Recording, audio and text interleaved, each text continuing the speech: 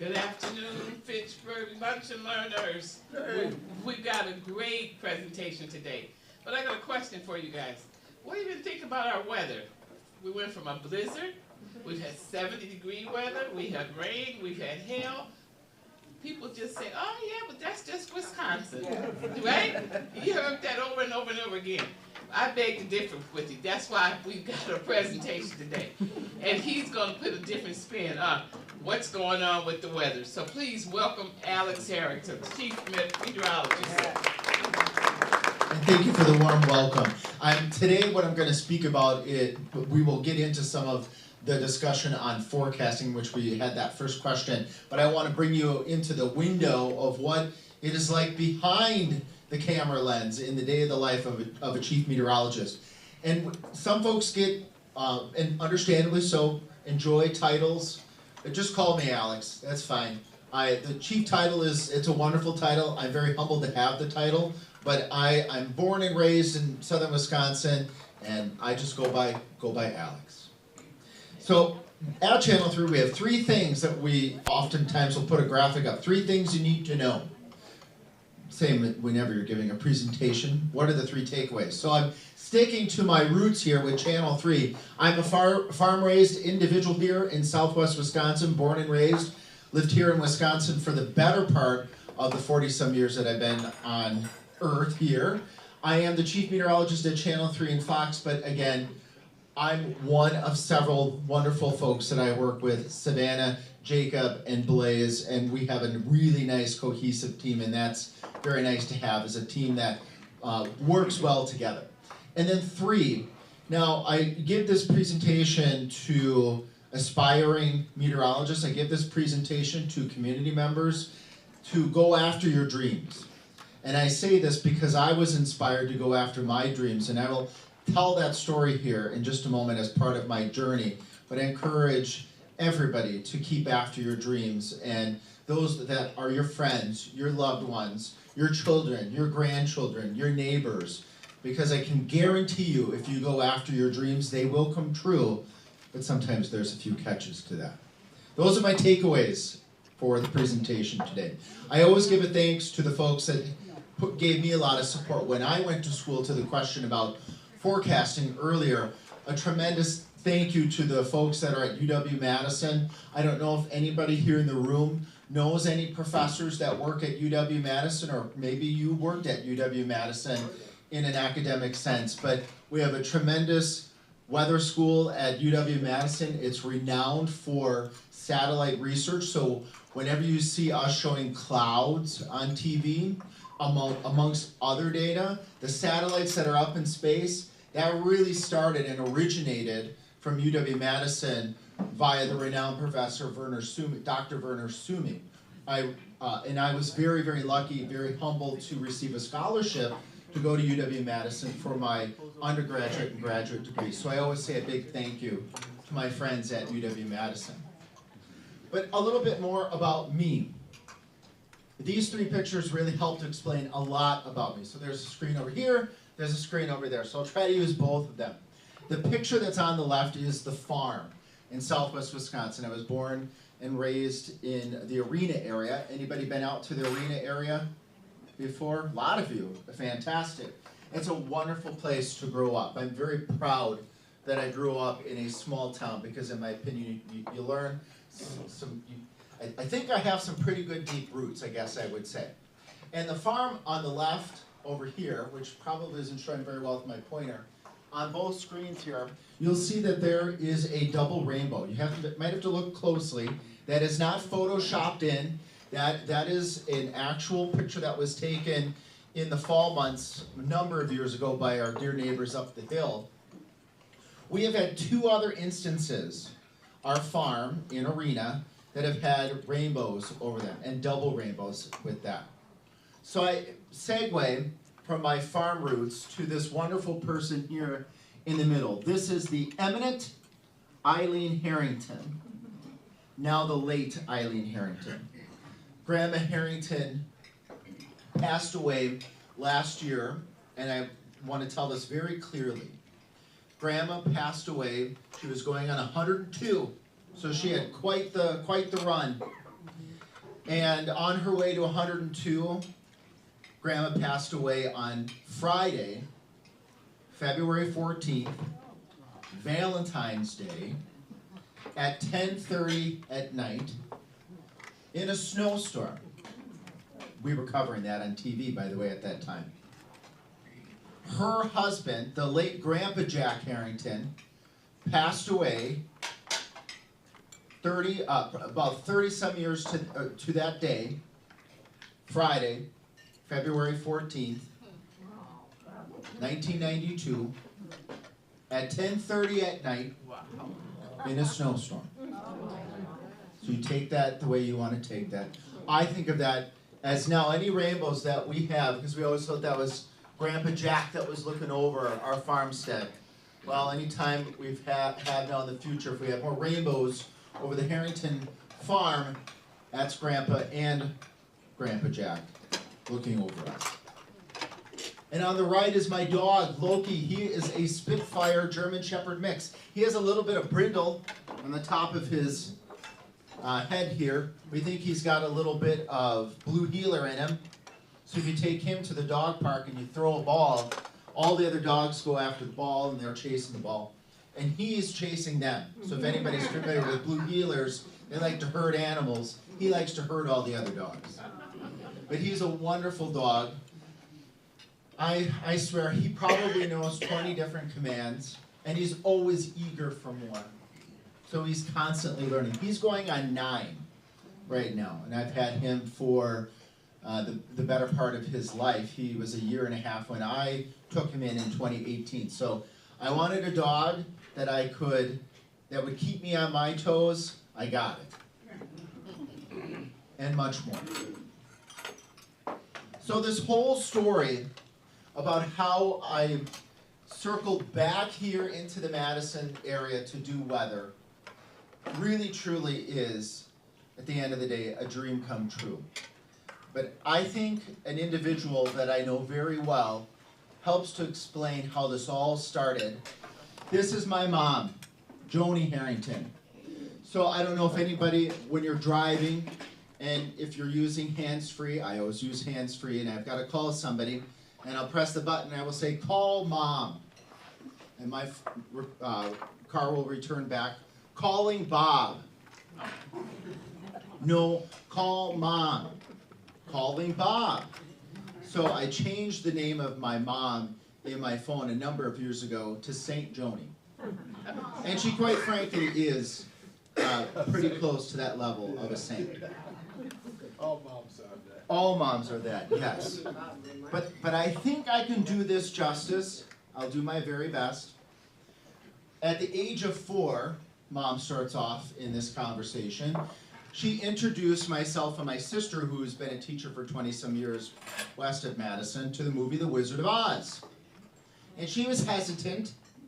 There's the tornado scene, there's a wicked witch, there's some other scary parts to that movie. Maybe we wouldn't react so favorably as we did. I wanted to watch it over and over and over again. And Mom goes, Alex, why do you want to watch this movie over so many times? I want to see the tornado. So I was infatuated with tornadoes from the age of 4.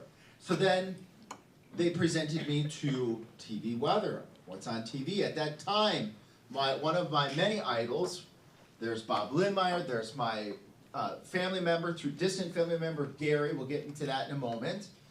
But at that time, my primary idol was Elmer Childress. Oh, God, man. Elmer Childress, Channel 15, NBC. And so they knew that I was very interested in weather. I had a small shrine of Elmer Childress in our toy room. But I got interested in seeing how maps moved on TV. And I asked for a pad of paper. So I would draw a map. Put my suns, my cold fronts, my warm fronts on it, age 5, age 6. And as soon as that map was done, I'd rip it off, throw it on the floor. I'd draw another one, rip it off, throw it on the floor. And you all probably have done this at some point in your life. Make a little flip book out of paper. That's why I did that. because then I could put my fronts into motion, like what I saw on TV. But Mom made a very funny comment at the end of this brief interview, which again, I'll share the video. She said, "I have one regret." And I said, "What's that?" "I never saved any of those maps." And the reason why is because I had maps all the time, all the way through my young childhood.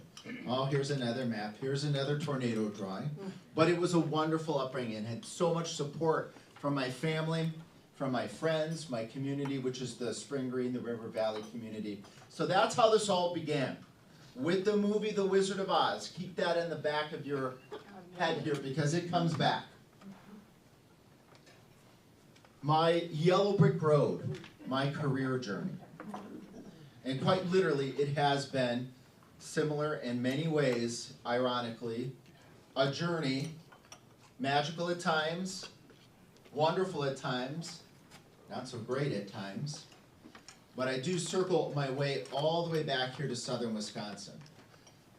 My real professional start of the journey after growing up, always wanting to be a TV weather person, was at UW-Madison where I did my undergraduate and graduate degrees. Then I was a teaching assistant as I went into grad school. And my first job, I wanted to get back into TV and get out of the academic world. My first job, and this just happened to be. It wasn't, I chose this because of my destiny, the Wizard of Oz. My first job was in Kansas. I had multiple stations that I interviewed at, but the station that was the correct station for me was KTKA, the ABC station in Topeka, Kansas. Because I noted that they had a Skycam network there. And the chief meteorologist at the time, actually is still the chief meteorologist, Matt Miller, a great mentor of mine. Why, just in the room, do you think a network of Skycams might be beneficial for a TV station when it comes to severe weather coverage? I'll take a drink of my coffee. Any thoughts? Reality in the sky. Reality in the sky. If you have a visual, people are going to act. Not that some won't react when I say that we have a tornado warning. We have strong signature on radar for a tornado. But if you have a picture, if you have storm spotters, if you have a Skycam network, you have that capacity to provide that visual. There it is, get in the basement. And I noted that, and so I took that job, of all places, Kansas, to start the TV career. Contract there ended. I took a job with the weather company. If Terry Kelly is a name that may be familiar with some of you, the weather company at the time called Weather Central, they had multiple facets to the industry, but the part I was in the broadcast sector, where I would go to TV stations and install computer hardware and software, show meteorologists how to use the green screen and the technologies that went along with that. Anybody here know somebody, or maybe in your lifetime, had a traveling job where you're on the road for a really long time? Anybody know anybody? Or it can be take a real number on you. I was on the road 90% of the time for 3 years. I had a friend of mine that said, "Alex, who also had a background in weather. He was working at UW Health as a manager, overseeing a group of folks that are training the electronic health record installation called EPIC at UW Health. Would you be interested in being a trainer, a teacher here at UW Health?" And I said, no. The best thing I know about healthcare is I think I know how to put a Band-Aid on. That's about as good as I can do. But when I was on the road on a very grueling trip, I got thinking, I'm missing all these family gatherings. My eminent late grandma Harrington, who I forgot to mention, she loved the show. See it at work, Bubba. Bubba was taking some pictures of my visit here. And Grandma loved the show American Idol. I don't know if anybody else here watches the show or has watched the show American Idol. She just loved it. So I'd go downstairs, put my hand on her hand, and I would say, "Grandma, I know you like that show American Idol, but can I tell you something?" And she'd go, "Yes, dear." you're my American Idol. But I'm missing these Harrington gatherings, and Sprecher, my mom's side is the Sprecher side. So I took the job at UW Health. My second day at UW Health, in my yellow brick road of career journey, going all this way, that way, byways, highways, back roads, I was sitting downstairs in the basement at UW Health, watching my then mentor, Joanna Goldmer, presenting to surgery nurses how to chart an epic, how to document patient care in epic, how to documentation of administration of meds, all this medical terminology. I could have puked. I could have thrown out. How am I going to do this? Well, I'm going to go back to my roots. In TV, we have to present. The show must go on. If something goes wrong, I had some technology issues there before, the show goes on. So why don't you use those roots of the show must go on? Why don't you record her? Scribe what she says, and then treat it as if you are doing a performance. And that worked. In 2 weeks I was training that class to surgery nurses. And it's a good compliment when you're training surgery nurses and you're talking about the perioperative environment, the operation room, pre-op, OR, post-op, talking about different types of medications, and you're getting the pronunciations correct, and at the end they will say, thank you for your training. Where did you go to nursing school? And my response is, I didn't go to nursing school. I have played a TV weatherman. I've never played a TV RN just yet. But that was a wonderful opportunity because it got me thinking more about healthcare. And I'm the type of person that gets really into wanting to try new things. I went to Edgewood for an MBA, and then enter Gary Canalti.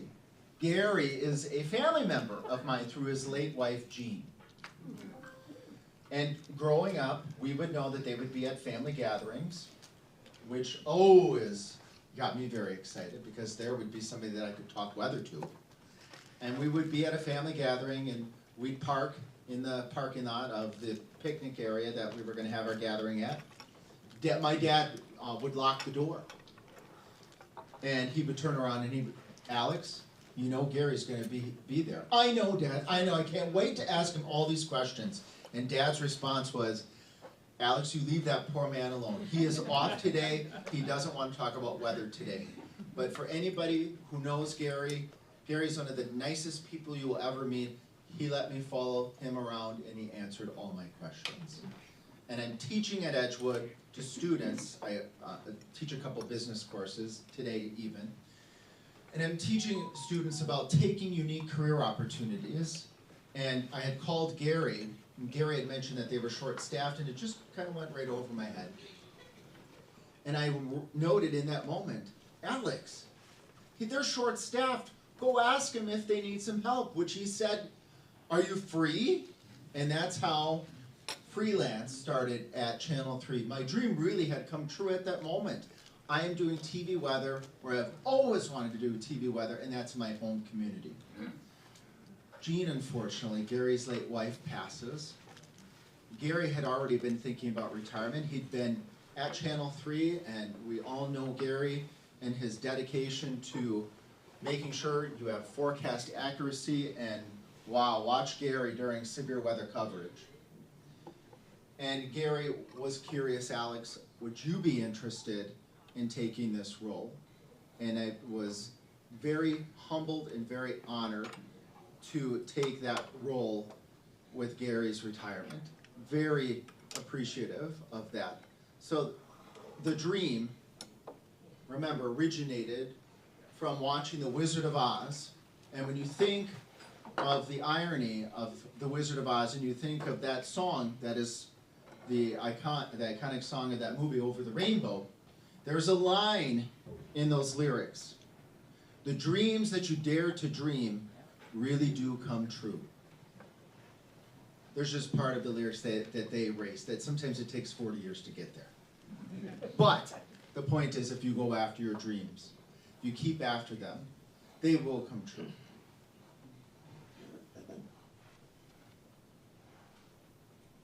is a day like in this role? I'll be brief because I want to get to some of your questions as well. Today is such a validating opportunity. I love when I can come out and do a school visit, a community visit. It's very validating to me to get me off the screen and in the community to continue to build that relationship with all of you, answer your weather questions, because I'm sure that there are plenty out there. But on the weather side of things, your forecast is key. If you don't have a forecast, to the earlier question, you've got nothing. We don't copy our numbers from the National Weather Service and say, all right, let's go to town. No, we are trained meteorologists, and we meticulously go through each of the 10 days that we forecast for. Yes, the further you go out in the future, the accuracy is going to go down. Weather in all science isn't perfect. But there are sometimes events that show consistency. So for example, we had thunderstorms the other morning, yesterday morning. And today is Wednesday, correct? Yeah. Monday night and Tuesday, we saw that weather system 7 to 10 days in advance, and it stayed consistent in the weather models.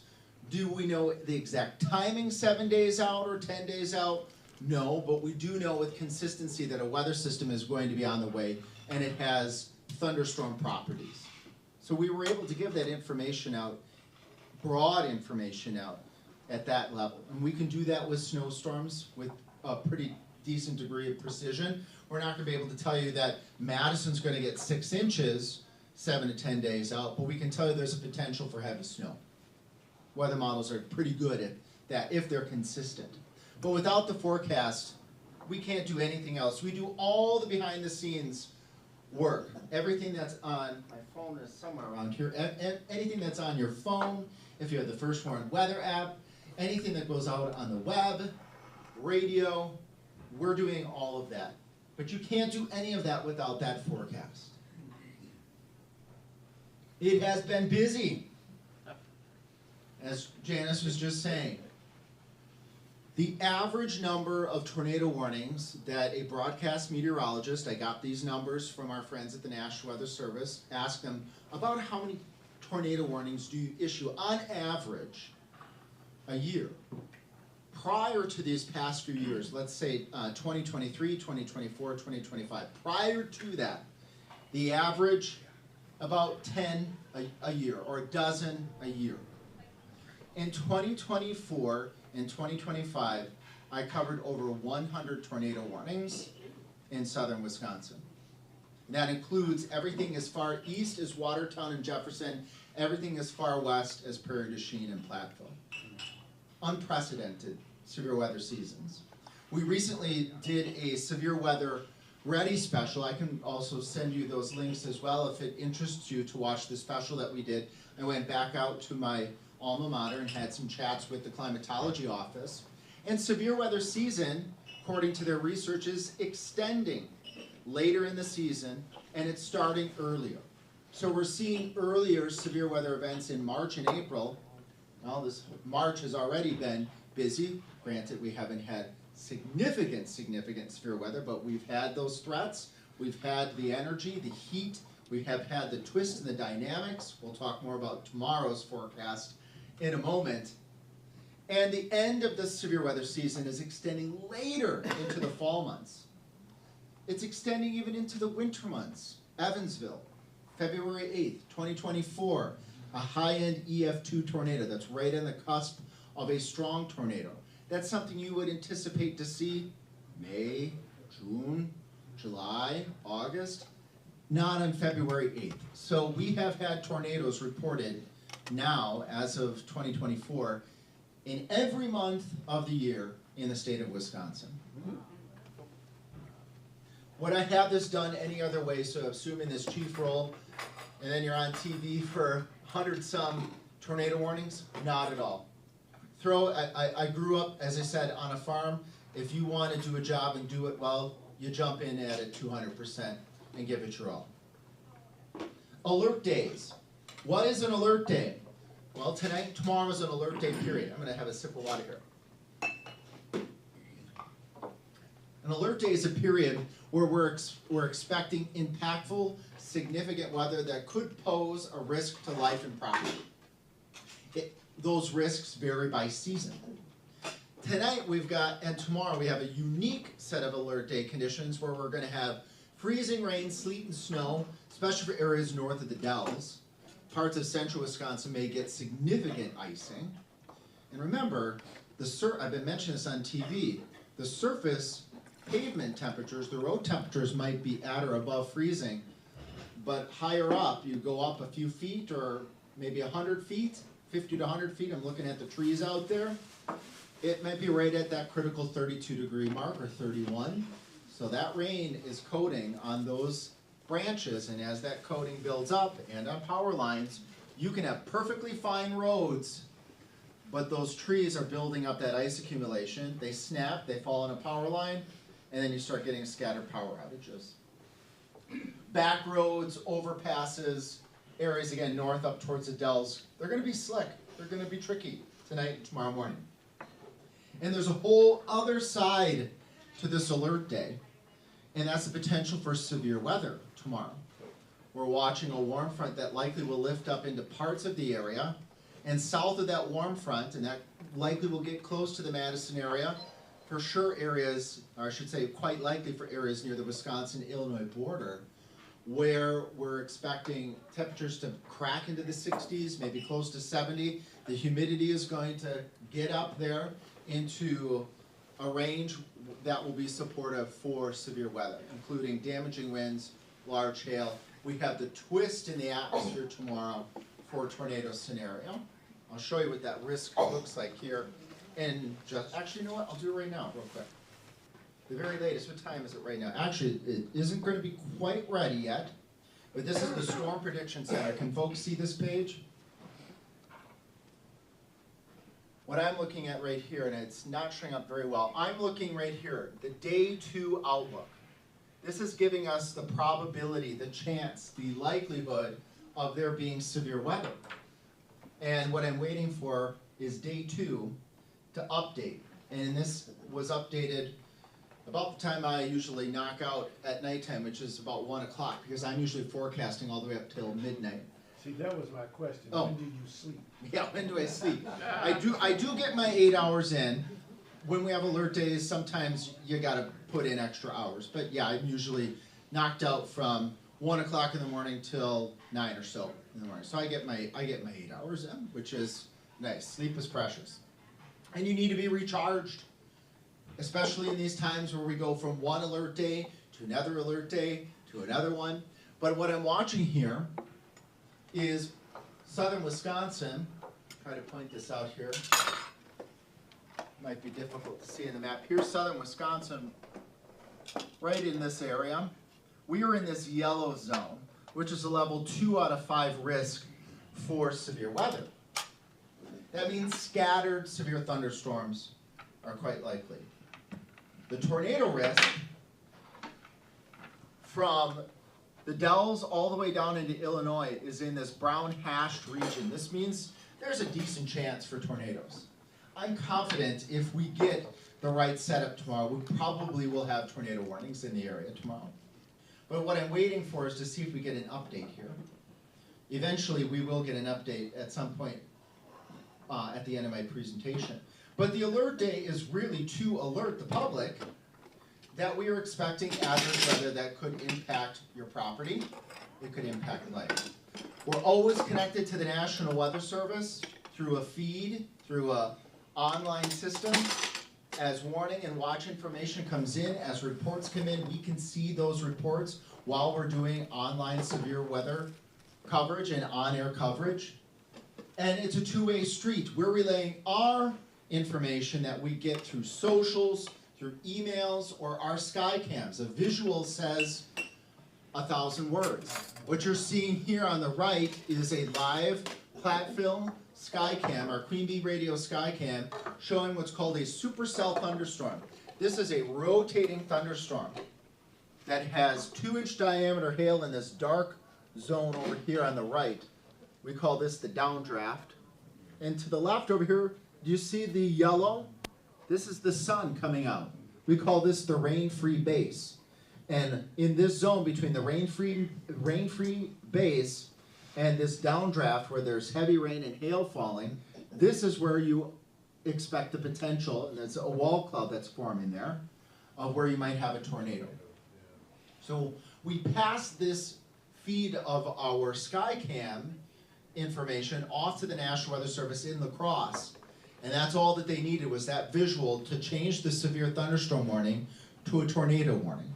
And why can't their radar do that? They're up in La Crosse. Platteville is 2 hours away, if not a little bit more than 2 hours, give or take a few minutes from La Crosse.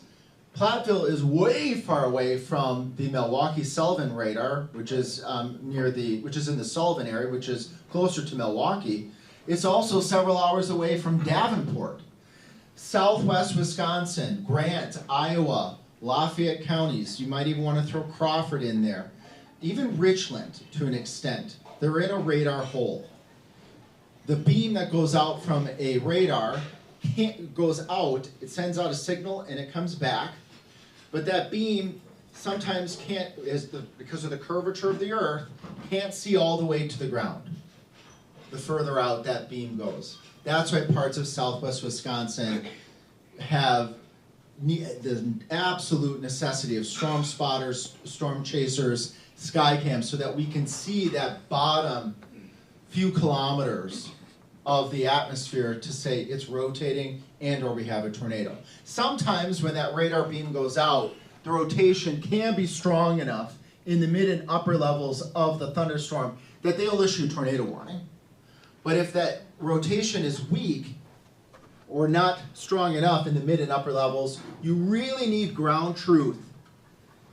Police, firefighters, those that are certified storm spotters to say, we got a rotating wall cloud here. And in this case, it was that two-way street that we sent the SkyCam information to the National Weather Service in La Crosse. And they changed that severe thunderstorm warning to a tornado warning. Our certification is part of a research consortium called WeatherRate. So WeatherRate is a company that does research on the accuracy of TV station forecasting. And their company, with their research, has verified that our station is the most accurate in Madison 6 years in a row, and in the state of Wisconsin 5 years in a row. We're very, very humbly grateful for that certification via WeatherRate. And it's tough to get, because sometimes we're spending an hour per forecast putting it together. I know Jacob right now at the station and Blaze is probably going to be getting in shortly. They're not just, again, we're not just looking at the National Weather Service, taking those numbers, here we go. No, we're looking at all these different resources to make sure that we have the most accurate forecast, and we go through every single day in the 10-day period. Now we're going to spend a lot of time, a lot of emphasis on the next 48 hours, because 60 hours, because we have 2 weather systems to get through. We got to get through tonight, tomorrow, and then we got to get through Friday and Saturday. Where is our team going? Our team, Jacob, we're very proud that Jacob has a significant other that is moving to the Milwaukee area, and Jacob's going to be obviously following with his wife. Jacob has a job offer and has accepted in Milwaukee. Starts next week. So today is Jacob's last day, and we're actively searching for another candidate for that role. So Savannah, myself, and Blaze will be holding down the team the next couple of weeks as we continue to go through that process of finding our next team member. So that's primary number one, is focusing on our team right now. Our team needs to be focusing on nuts and bolts. We really want to make sure that we're maintaining our forecast accuracy, but always our motto is to be always accurate, always community, always first. So thank you for the opportunity today to be always community. And they live by that mantra as well. Come visit me. I'll give you my information in just a couple of moments. And I know Janice has this as well.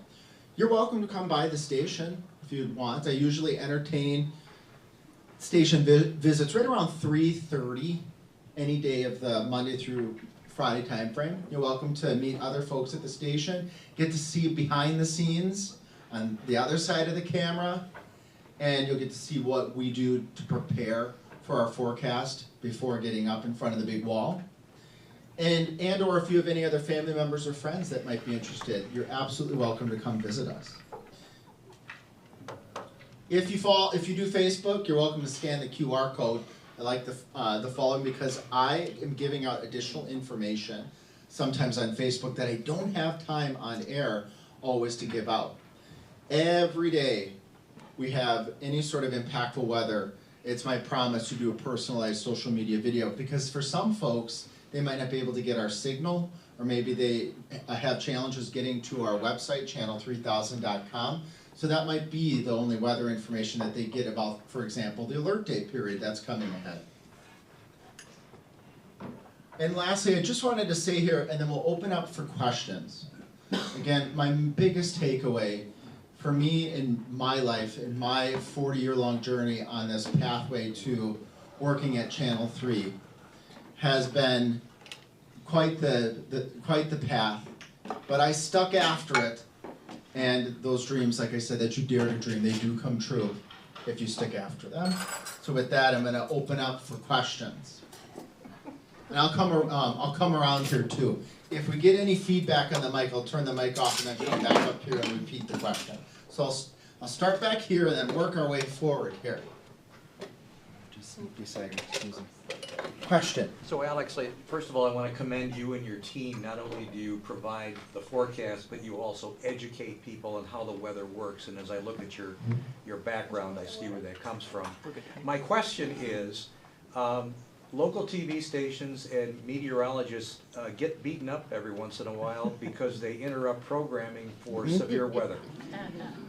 What is the decision-making process that occurs at the station when you interrupt programming? How does that work? That's a great question. So when we have severe weather, and we're very likely going to have severe weather tomorrow, what is the decision-making process that goes behind when do we jump into programming? We will jump into programming for all warnings. The duration that we jump into programming for depends on the severity of the severe weather event at hand. So for example, if we have a severe thunderstorm warning for low-end risks, there's still risks, quarter-sized hail or 60-mile-per-hour winds, we're going to jump in, we're going to say we have a severe thunderstorm warning in effect until, we don't right now, until 1:30 p.m. for Dane County, 60-mile-per-hour winds, quarter-sized hail are the main threats. Here are the towns that are in the path of that storm, and we'll break in as warranted. Let's return you back to your normal programming. That's part of answering your question. When we have higher end severe weather, the tornado warning is always wall to wall. And I have mentioned this sometimes on air. It doesn't matter if you are in Lancaster out to the west, or if you are in Darien to the southeast, or if you're in Portage to the north, or let's go even further, if you're in the Camp Douglas area. A tornado warning is a tornado warning, and it's our commitment at Channel 3 to cover that tornado from start to finish. So when that warning is issued to the expiration time. And when we have high-end severe thunderstorm threats, large hail that's getting to the size maybe of golf balls, if we have winds, destructive winds of 70, 80 miles per hour, we're going to stay on air longer. We may not be wall to wall the entire time in that case for 70 to 80 mile per hour winds, but we're going to be on longer because we know that people are changing channels or maybe just tuning in. Warnings popped up on their phone. We need to be there for that. We also try to find times as well when we can jump in during a commercial break. So in between programming, we had some severe weather earlier in March where we had large hail events down by the Wisconsin-Illinois border, and I try to take as much as possible advantage of the commercial breaks so that I wasn't interrupting programming. Very good question. But I one last comment that and when I was working in out west in Kansas, yes, if there are big TV events going on. People, understandably, this is their programming, their show. But at the end of the day, you don't want these bad things to happen. And at the end of the day, you want to know if your community is going to be impacted by some of these destructive storms. And it's our commitment to be there to make sure that you know that. Does that hopefully answer that question? Yes. There was another question in this area and then over here, and then I'll work over there. Yes, question. You mentioned the company you work with that gives the ratings for your accuracy on the meter, on the forecast. Do the other stations compete in the same market? Very good. In the same company, you guess what I'm saying? Yes, I do. So the question is, do our competition in town, Channel 15 and Channel 27, do they also participate in this research on TV forecast accuracy? Yes, they do. Our station is most accurate here in Madison and most accurate in the participating stations in the state of Wisconsin. And they all have access to the same way to enter this information into the weather rate research system. Does that help to answer that question? Yeah, but as an ex-TV guy myself, I'm wondering why you don't promote that more heavily. From a marketing standpoint, Yeah. we just cut a commercial promo piece for that. We just got that done. A little bit late because we're down on staffing, but yeah, we just cut a commercial and that should be out shortly on air. Okay, thank you. Yeah, you're welcome. Why did it hail yesterday? Why did it hail yesterday? Couple reasons why. He didn't have hail, I had hail. Some places didn't get hail, other places did get hail. Yesterday was a great example of when we have a lot of cold air aloft. And when you have raindrops that are forming, they'll freeze, right? And they'll try to fall to the ground. But if you have a strong updraft that takes that frozen, it starts off very small at first, throws that small, maybe it's just pea-sized, back up into the thunderstorm, there are the raindrops, and then it gets thrown up into part of the atmosphere that's below freezing or considerably below freezing. Those raindrops are going to continue to freeze on that small hailstone that's getting bigger, bigger, and bigger. And in some of these storms, tomorrow is an example of this, if you have strong enough updrafts to keep that hailstone lofted into the atmosphere longer and longer and longer, it picks up more raindrops that freeze on it, and it gets bigger and bigger and bigger. And you can get hailstones. Yesterday, a lot of our hailstones were between pea, marble sized. We did have some reports of larger hailstones of a quarter and a little bit bigger in some parts of the area. But hail can get so much larger than that. When I've given presentations, I'm trying to look for a visual, the largest hailstones can get to the size of a dinner plate. And that just gives you an idea of how violent the atmosphere is. And think of the energy that it would take from a wind perspective to hold a dinner plate sized hailstone high up into the atmosphere. And one of the previous records was near Aurora, Nebraska, back in the early 2000s. This just comes to mind. And it was in a very isolated place.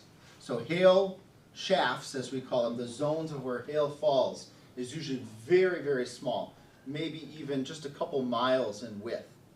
And in this particular instance in Nebraska, the hailstone, which had a United States previous record, was the size of a melon, small melon, which is massive. It's dinner plate size. That hailstone fell, they had localized damage where that hail fell through the roof into the attic, from the attic into the first floor of the home and went down into the basement. It shot all the way through the home down into the basement. That is the intensity of some of those hailstones, and of course there was loss of livestock, understandably, in that area. But that's a very, very, very rare occurrence to have hail of that size. Here in Wisconsin, golf ball sized hail is not uncommon. Anything larger than that becomes less common. But great question about hail, and we have that threat tomorrow. There was a question here, and then a question over here. So we'll start here, and then we'll go here, here, and here. Well, what is the meaning of a jet stream coming in? Is that when the hail goes up or down? Is the jet stream tied to hail production? Yes. The jet stream is the river bed that our weather systems flow on. And there are different types of jet streams that are different layers of the atmosphere. And the jet stream that you're referring to is a jet of warm, humid air that's coming up from the south, from the Gulf region, that's feeding thunderstorms, feeding showers and thunderstorms trying to form. And that's the moisture that you need to produce the clouds, produce the rain, and if it's cold enough in the atmosphere and the way the winds are forming with that thunderstorm, that turns those raindrops into hailstones. But jet streams also can be much broader in scale across the globe. So we have a polar jet, a jet stream, a river of air in the polar regions. We have a subtropical jet stream. That's a river of air in that are areas closer to the southern part of the United States. And the collision of those jet streams are what creates our big weather systems. Great question. We had a question here and then a question over there. So I've always kind of wondered, why do the majority of storms move from west to east? Great question. Why do the storms in the United States, Yes. and also really not just the United States, but Europe all the way around to Asia, go from west to east? It has to do with the rotation of our planet. And the way the rotation of our planet dictates which direction weather flows. So in the northern latitudes, the latitudes of the United States, Europe, Russia, Asia, our weather moves from west to east. If you go further to the south, the way the circulation patterns build up because of the rotation of the planet, if you go down to the tropics, usually you're not seeing weather flowing from west to east. You're seeing weather going from east to west. That's why we get hurricanes that come off of the coast of Africa and then move across the Atlantic into the Gulf region. So at different places in the planet, the weather pattern moves in a different direction because of the rotation of our planet. Great question. And then we have a question over here. Yep. Where you go right outside of Mount Horeb, there's, can't remember the name of that city, but it's been flattened twice. Barneville. It's been hit twice. The other half of that state of Wisconsin is pretty much flat. So does that, whenever they decide that that's going to be going west to east, it goes up, flattens Blanchardville, but it skips everything else and starts coming on the other side where the tornadoes hit. Is that geography takes a lot more of effect also than it does with just the temperature? Absolutely. And Charlie Shortino, no, not Charlie Shortino, Gary Canotti used to get so many biscuits and gravy out of my restaurant, it was ridiculous. What was your restaurant? Hardee's in Verona. Hardee's in Verona. Absolutely. Don't know who I was automatically. I will have to have a chat with him about that. His purse got bigger than I'm also a fan of biscuits and gravy too. It makes for a great I breakfast. don't have that restaurant, they got rid of. I got rid of the Hardee's. But there was a good question there about tornadoes and geography. 100% a connection to tornado production and geography. The flatter the terrain, we call that laminar, meaning flat, smooth. Usually tornadoes have a tendency to form more. Doesn't mean you can't have a tornado in a hilly region, but they have a tendency to get their act together when the surface around is more of a flat or just a slight rolling nature, because that allows air from all around to get pulled into that thunderstorm and bring the rotation of that thunderstorm down to the ground. This is a good visual of that. This is Platteville. Look at the terrain. It's flat. This whole thunderstorm, again, the thunderstorm threat tomorrow for supercells are rotating thunderstorms. It's not just what's happening here towards the surface. That whole thunderstorm is rotating. It's that, but what happens in the bottom few, if this is the surface, it's what's happening in that bottom few kilometers, 1 to 3 kilometers from the base of that thunderstorm to the ground, that makes all the difference between when one supercell doesn't produce a tornado and the other supercell does produce a tornado. And there's still a lot of unpredictability with that and a lot of science that's still going into trying to better understand and model these supercell thunderstorms so that we can give even a larger, longer lead time in warning for tornadoes, and to have a better understanding, this supercell is going to produce a tornado, this one under these conditions will not. That's science and research that's still going on right now. And speaking of Barneville, I studied Barneville because I grew up 10 minutes north of Barneville in Arena, outside of Arena. Barneville was predisposed to that tornado not just a couple of hours before it happened, which was at 12:50 in the morning on Friday, June 8th. So it was June 7th, June 8th. Barneville was predisposed. I wrote a thesis on this in grad school. Barneville was predisposed to that tornado from that morning, Thursday, June 7th, if I have the days of the week correct, but June 7th.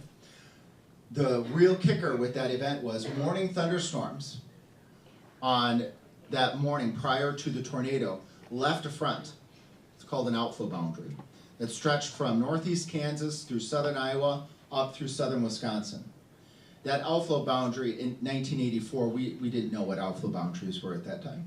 These are small scale, very fine scale fronts that exist in the atmosphere that sometimes you can pick up with satellite, sometimes you can pick them up with radar. These are the features now that tornado chasers, they will flock to these regions because they know in these very small scale, these very small shallow fronts is rotating air, sometimes slightly cooler air, and that when you have a rotating thunderstorm, I'll try to use my coffee mug here as a prop. When you have that rotating thunderstorm, and that rotating thunderstorm finds another area of rotation, and these outflow boundaries are rotating horizontally. But when you have a rotating thunderstorm, then the updraft sucks up that outflow boundary, it stretches it vertically and draws the rotation of that supercell thunderstorm down to the ground in the form of a tornado. And what happened that day on June 7th, Thursday, June 7th, at around 3 p.m., the first supercell touched down northeast of Topeka, Kansas, of all places again, where I had some of my roots. And it beelined its way across southern Iowa as a formidable, strong F4, doing tons of damage, loss of life. It lifted again near the Dubuque area, and then at around 11 at night, crossed the Mississippi River into southwest Wisconsin, touching down just outside of Mineral Point. Lifted again, but it's intersecting this outflow boundary that had been left from morning storms all the way 12 hours earlier. Anytime that thunderstorm intersected that outflow boundary, you had a tornado, and then the tornado then touched down near the Ridgeway area and then went right up through Barneville. There was an old legend that the Blue Mound would protect the town of Barneville from tornadoes. Same thing in Topeka, Kansas, that was also decimated by a large F5 tornado. But this tornado then struck just before 1 o'clock in the morning on Friday, June 8th. No warning, there was no siren. In fact, the National Weather Service that existed in Madison at that time, we had an office in Madison, their radar suggested a tornado, and they sent the signal to the Barneville sirens to go off. They didn't get a return signal back. And they didn't go off. And the reason why is because the tornado had already gone through the town. So that's when folks started to realize something happened out in Barneville, and then of course, then reports started coming in. But that tornado, again, I studied from earlier in the day, the large scale, we put it into a weather model, we recreated the environment for that tornado to postulate to our theory is that that outflow boundary in the presence of other atmospheric conditions led to the perfect and not a perfect environment, but the most idealized environment for a significant F5 tornado with winds. Dr. Ted Fujita, who came up with the F scale, came out to Barneville and theorized in the far northeast part of town that winds were at 318. see, that So the was, strongest tornado of the 1980s. I had, So 300, 318 miles per hour. well, does a tornado rotate in the same direction every time, or? Not always. So does a tornado rotate in the same direction? That in the northern hemisphere they rotate counterclockwise. Southern hemisphere they rotate clockwise. But you can have anticyclonic tornadoes that are rotating clockwise in the northern hemisphere. They're not very common there. that was the same question I had. Rotate the rotation. Yep. Because I looked at most of the ones that I see up here are either counterclockwise, most of the time. Yep, they're counterclockwise most of the time in the northern hemisphere. And when I was in Missouri, Uh-huh. and I saw it going the other way. It's very possible that you can still get an anticyclonic tornado that spins the opposite direction. There's another question here. Madison, we've always considered ourselves rather lucky that Uh-huh. nothing, well, except there was a touchdown here and there on Middle Point Road and things like that, years ago. And the people have said, oh, it must be because we have the lakes. Yep. You know, so the question is there something, is there the lake, is it the lakes, is it whatever, like, or is that a myth that what has scared us when you look at Evansville or you look at up by the Dells and then it's around us but not hitting us? The question is, are the lakes in Madison potentially a feature that's, in short, maybe protecting us from having a direct hit from a tornado? I'll answer this in a couple different ways. First, there's not a yes-no answer to be direct, but geography likely has an impact on tornado production. Again, we were looking at Platteville in the Evansville area, flat rolling terrain. Here in Madison, we have the lakes that could potentially impact some of the flow in the lower part of the atmosphere. We have lots of buildings and lots of trees as well. But we never say never, because a tornado, they have touched down on oceans, they've gone up and down Yellowstone National Park, they've climbed the mountain and down the mountain, they've struck areas that were deemed, for example, Barneville, can't happen because we have this mound here. Same thing happened in Topeka, Kansas in June of '66. Burnett's Mound, a Indian burial site, was infamously It was desperate. known for protecting Topeka and for part of their heritage and stories that came on, that had gone on for centuries, protecting Topeka. Topeka's going to be protected. That tornado went right up and over Burnett Mound and went right through the heart of the city of Topeka. So there's no place that is truly safe from a tornado. There may be some geographical components that maybe are helping to steer some of the tornadoes that we see into certain areas of southern Wisconsin, but no area is 100% safe. Yes? Yeah, Alex, I was news director at Channel 27 on June 8, 1984, and so I remember that day. Yes. I think that event really redefined how this market treats weather. Stations started investing more in technology. You saw newscasts begin to put the weather at the front end of the station rather than waiting for it in the middle. I think that event really just kind of changed the way that the stations handled weather. It gave it a higher priority. Thank you for mentioning that, and I appreciate that. I would 100% agree. I'm just reflecting back in the paper that I wrote, the end of the paper was to look at the technologies that we had in the 1980s. And I have all these old die-fax print-offs, all these old maps that would, if you think of the printers back in the 1990s, they print line by line by line, and these print-offs come once an hour, and then you have to hand analyze these print-offs. And looking back at radar from the 1980s, you're trying to find what's called a hook echo, a region of rotation, and then you reflect on today's technologies. On my phone, I could probably do my entire forecast on my phone. I can track severe weather on my phone. I can track where tornadoes are on my phone. I can track where debris balls are on my phone, and we just did not have any of that in the 1980s. And unfortunately, in the circumstance of the Barneville tornado, there was no warning. They had a tornado watch that was issued a few hours prior, and the tornado warning unfortunately came after the tornado had already moved through the town. And to add to that, the forward speed of that tornado was at 70 miles per hour. We were having in 1966 legal What was that? in Oklahoma. In Fort Sill, Oklahoma. We had a tornado. But this was 1966. So up to now, inferencing doesn't change. Oh, sure. It's changed in 20 or 30 years. When you reflect on Oklahoma, I'm thinking of Oklahoma City where where they have tornadoes very frequently, the Moore, Oklahoma area, just on the south suburbs of Oklahoma City, unfortunately getting struck multiple times by not just weak tornadoes, but high-end F5 tornadoes.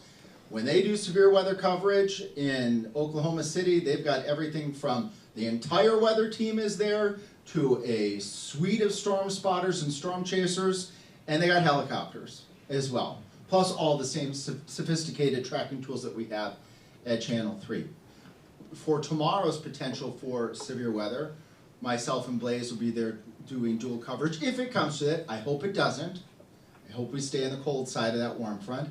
But we'll do dual coverage, and the reason why it's nice to do dual coverage in a severe weather scenario is so that I can have a sip of water, or I could touch base with the National Weather Service, or I could take a viewer's photo and get it ready to show on air.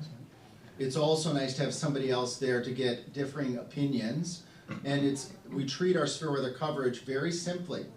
Blaze is in a different part. I think I had a photo of this. This is Jacob in a different part of our studio, and I'm usually in another part of the studio. And we have a simple gesture. We have somebody in our ear. We call this a director. We have a producer and a director back that gets us up on air. We can't do anything without those amazing folks. And if I'm doing an analysis and showing where one storm is, and Jacob or Blaze is doing an analysis of where another storm is at, all Blaze has to do is raise Blaze's hand. He's looking at the camera, and the director back inside the booth sees Blaze has something to add. So in my ear, they're going to say, Alex, Blaze has something to add, so that while we're on air and you're doing dual coverage, we're not stepping over each other in our coverage. I will find a moment to say, okay, I understand, Blaze, you have some additional information that you need to share. Blaze, what do you got? So that it turns out to be more of a conversation and not a scenario where we run the risk of stepping over each other or maybe over-dominating one over the other when you have multiple folks doing severe weather coverage. And we will likely have, if the scenario pans out, hopefully doesn't, we'll have storm chasers tomorrow in our area that we have some connections with to provide visuals beyond our sky cams and pictures. Another question. So what is the significance of Tornado Alley? Why are there so many tornadoes that go up into those states? Tornado Alley. Tornado Alley, traditionally, and we can take a peek here at the National, or at the Storm Prediction Center again, because we're going to get an update.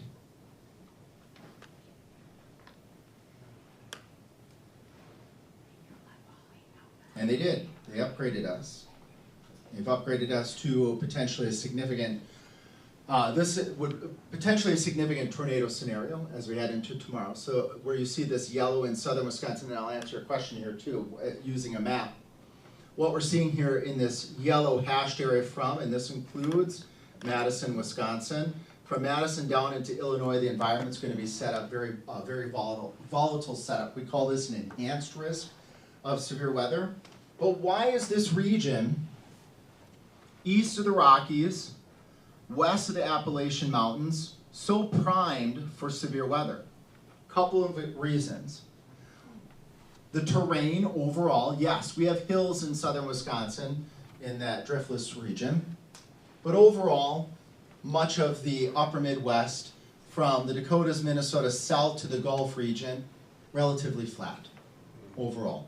So air masses, we talked about jet streams as well, air masses, jet streams, wind energy very easily can move and quickly in that region east of the Rocky Mountains.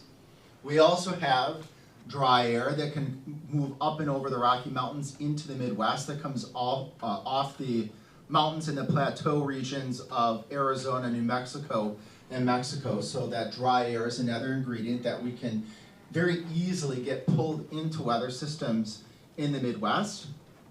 And very commonly, our source of moisture, the Gulf region, if you have enough time and enough days to elapse, especially this time of year, bless you, to pull that moisture, rich air from the Gulf region, and it already exists. It's already pulled as far north as Kansas, Missouri, Illinois. It's not too far away already.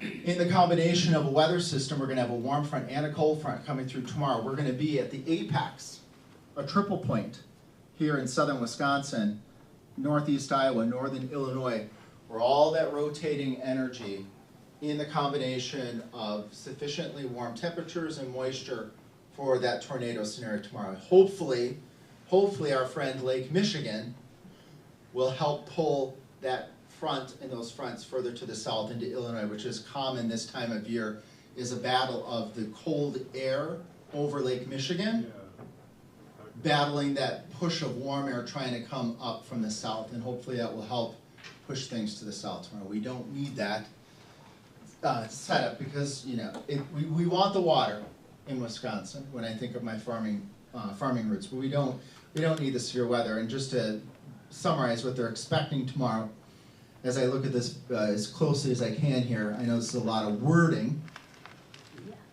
but When is it too cold to have a tornado? that's a great question. They are expecting tomorrow what we call supercells to produce tornadoes, and in this scenario, when you have a enhanced risk of severe weather, try to get that back up again, you're probably going to have some stronger tornadoes in that scenario as well. Is it ever too cold to have a tornado? No. I asked that question of and the answer is really no, technically speaking. But does it happen often when it's very cold? No. But I asked that question, I should say, a couple of us asked that question of one of our professors at UW-Madison, who taught us about severe weather. It's called mesoscale analysis. Professor Greg Tripoli, one of the renowned folks in the meteorological world that helped put together weather models that we use today to help forecast. Is there too cold of a temperature? Is there a sweet spot? Is it 60 degrees and warmer that we have tornadoes? And his answer was, as long as you have the wind dynamics to allow for rotation, the temperature doesn't matter quite as much. And a good example of this, the past few years we've had a handful of tornadoes in the upper Midwest, Iowa, northern Illinois, even into southern Wisconsin. We'll use Evansville as a case example. Evansville, the temperature was about 61, and the dew point, which is a measure of moisture, was 58. When dew points get closer to 60, that's when you start to feel that moisture in the atmosphere a little bit. That's very marginal amounts of warmth and moisture, but the dynamics, the wind energy, the suction in the atmosphere was pronounced, and it overcame the meager amounts of warmth and moisture, and you had tornadoes. Let's take time for maybe one more question. A quick one. Yeah. A couple nights ago, I looked outside and it the whole backyard, neighbors, it all lit up. And I thought, it looked as if everybody put their yard light on. No thunder, no nothing, and it just lasted, and it stopped, and it would start it again.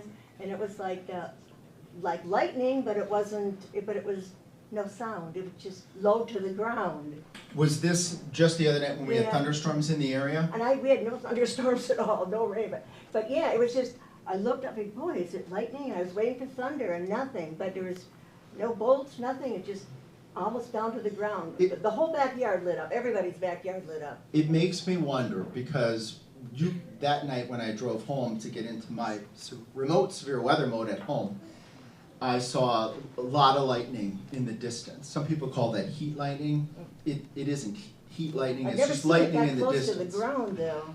But that lightning can be reflecting, perhaps, off of an object. Maybe it's a metal building somewhere nearby that's focusing that light energy into that area. Just makes me think of reflection off of something. Yeah, it's like the But the whole backyard, everybody's strange. yards, Yeah. it's strange. well, again, I just wanted to end here by saying just a very dear and sincere thank you for having me out. This is such a validating opportunity for me to get into the community, to answer questions, to get to know you folks. And again, please feel free to email me if you folks ever want to have a station visit. Come visit the rest of our Channel 3 family. We welcome you with warm arms. 3:30. 3:30 p.m. is usually when we entertain. Are you gonna do pet of the week? Pet of the week today, tomorrow, Thursday. You personally? Me personally? Maybe sometime, yes. So that means that Easter Sunday, we might have still bad weather. Right now, Easter Sunday, fingers crossed, because I want to take, we never talked about the red glasses, but my glasses match the forecast. So when I have the red glasses on, that's for alert day conditions. I want to watch you on TV. And I've got other ones that match different, frames match the forecast. It's just something to differentiate yourself. And honestly, when I go out and give conversations in schools as an example, it's a really nice way to make that connection with some of the students that I'm talking to match colors with colors that might suggest what the weather's going to be. Anyway, my point in bringing this up is come on out, let me know if you would like a visit to the TV station. We'd be happy to have you. And Easter Sunday, right now, is looking partly sunny. So hopefully that turns out, because there's a saying, if it rains on Easter Sunday, it's going to rain the next 7 days. Like 7 Sundays in a row. I'm gonna bring It's some not a kids question, for you. it's not kind of a I question. got some Sure. kids for you. I have a grandson who is 6, will be turning 7 in June. And since he was 4, he has been so fascinated by weather, it's surprising to me. And he tries to find maps and tries to like, Granny, come look at this, and this is what the weather's gonna be like. And he's showing me stuff, not just what you're saying, but he's showing me maps of things. And so I asked him before, and then I asked him just a couple weeks ago, so Easton, what do you want to be when you grow up? And he looked at me like, I thought we already talked about this. And I said, well, what do you want to be? He goes, a meteorologist. And I said, do you know what they do? Of course I know what they do. So what I was going to ask you, and I could write you and ask you, was Yes. I would love to know resources, because he's extremely smart, that he could do his investigative work with. I mean, he loves to read this stuff and then present it to you. And it's accurate, that's what's scary. It's actually, yeah, that's pretty much what I saw as well. I just wanted to pick your brain at some point to be able to find it, because if he's this interested, whether that'll mean he's gonna turn into a meteorologist and then he gets, college or whatever, I don't know. But if he's that interested, I'd really like to feed that desire and interest for him, and so get resources from you that are things he can learn from, maps he can look at, things he can sort of massage into information that he'd like to tell me about. I'll give you my email address, because it sounds like exactly the way like I was when I was Yes, I was 5, 6, 7 years old. That's Easton, yeah, it just, and I was, I mean, he's a big, gamer and this and that. I was expecting it to be here today, gone tomorrow. Oh, he hasn't left, and he's turning 7, and it's been since he was 4. I don't know how that happened. I don't live with them, obviously, so I don't know if he shared something like, oh, I saw this on TV, and I want to know why. For a tornado, it has to be rotation and debris, not just rotation. His brain just works that way. I would be interested to see if we can pick his brain and find where the origination point came from. Yeah. With meteorologists, you often find that there's something that started that we can call it an obsession, and it's a healthy obsession. Yes, it is. Something did it, because all of a sudden, I looked at my daughter and son-in-law, and I go, where did this come from? And they went, they didn't know, but I just want to give him opportunity Yes. to go into it more. Also sounds like a prime opportunity for a station. Oh, I already thought of that, Significant. yes, that's a given. Thank you all again very much, thank you.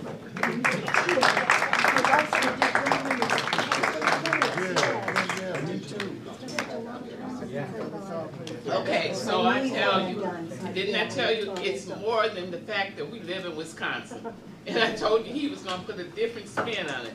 So, you know, you had your first class, weather class, with Alex Harrington, Chief Meteorologist here in Wisconsin, and you had it at the Fitchburg Senior Center. So let's give him a big round of applause. Great, wasn't that great? I learned an awful lot, I'm sure you all did too, and we truly appreciate you coming and sharing all this information. Thank you so much.